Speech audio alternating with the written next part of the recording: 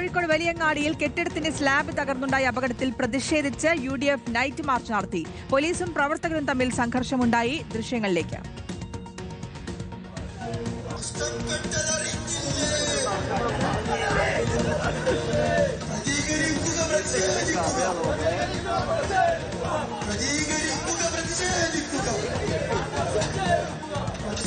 ഷഹദ് റഹ്മാനാണ് വിവരങ്ങളുമായി ചേരുന്നത്. ഷഹദ്, ഈ നൈറ്റ് മാർച്ച് എങ്ങനെയാണ് സംഘർഷത്തിലേക്ക് കാര്യങ്ങൾ നീങ്ങിയത്?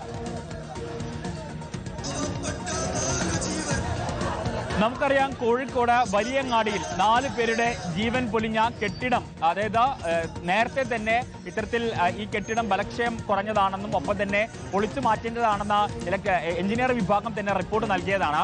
ആ കെട്ടിടം കഴിഞ്ഞ ദിവസമാണ് പൊളിഞ്ഞു വീണിട്ടുണ്ടായിരുന്നത്. 4 പേരുടെ ജീവനാണ് പൊലിഞ്ഞിട്ടുണ്ടായിരുന്നത്. ഇതിൽ പ്രതിഷേധിച്ചുകൊണ്ടാണ് ഇന്ന് അല്പസമയം മുൻപ് UDFന്റെ നേതൃത്വത്തിൽ പ്രതിഷേധ മാർച്ച്, നൈറ്റ് മാർച്ച് നടത്തിയിട്ടുള്ളത്. കോഴിക്കോട് കോർപ്പറേഷൻ മേയറുടെ ഭവനിലേക്കാണ് മാർച്ച് നടത്തിയിട്ടുണ്ടായിരുന്നത്. പക്ഷേ മേയർ ഇന്ന് ഈ ഭവനിൽ ഉണ്ടായിരുന്നില്ല.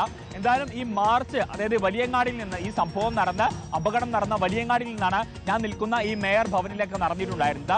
മാർച്ച് പോലീസ് ഇവിടെ തടഞ്ഞിട്ടുണ്ടായിരുന്നു. ബാരിക്കേഡ് വെച്ച് വലിയ പോലീസ് സന്നാഹം ഉണ്ടാവുകയുണ്ടായിരുന്നു.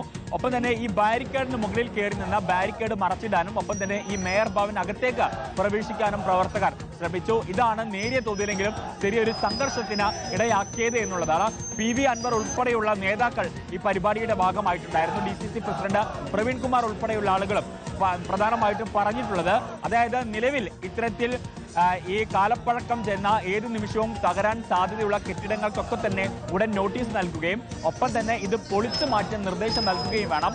അല്ലാത്ത പക്ഷം കോർപ്പറേഷൻ കൗൺസിൽ യോഗം ചേരാൻ അനുവദിക്കില്ല എന്ന നിലപാടാണ് എന്തായാലും UDF നേതാക്കൾ തീരുമാനിച്ചിട്ടുള്ളത്.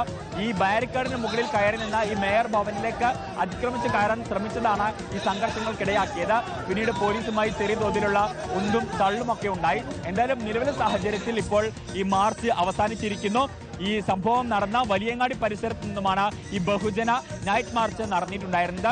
ഏറ്റവും ഒടുവിൽ ഈ മേയർ ഭവൻ, നമ്മൾ നിൽക്കുന്ന ഈ മേയർ ഭവനിൽ അവസാനിക്കുകയുമായിരുന്നു ചെയ്തിട്ടുണ്ടായിരുന്നത്. ഈ സംഭവവുമായി ബന്ധപ്പെട്ട് ഈ മരിച്ചവരുടെ കുടുംബങ്ങൾക്ക് നഷ്ടപരിഹാരം നൽകണം എന്നൊരു ആവശ്യം പ്രധാനമായിട്ടും നേതാക്കളും ഒപ്പം തന്നെ ഈ തൊഴിലാളികളും ഒക്കെ തന്നെ ഉന്നയിക്കുന്നുണ്ട്. അപ്പോൾ എത്രയും വേഗം നഷ്ടപരിഹാരം വിതരണം ചെയ്യണം എന്നതാണ് എല്ലാവരും ഒരുപോലെ ഉന്നയിക്കുന്ന ആവശ്യം. ഒപ്പം തന്നെ ഇതുമായി ബന്ധപ്പെട്ട് കോർപ്പറേഷന്റെ നേതൃത്വത്തിൽ ദ്രുതഗതിയിൽ ഇത്തരത്തിൽ പൊളിച്ചു മാറ്റേണ്ട കെട്ടിടങ്ങൾ പൊളിച്ചു മാറ്റാനുള്ള നടപടികളിലേക്ക് കടന്നിട്ടുണ്ട്.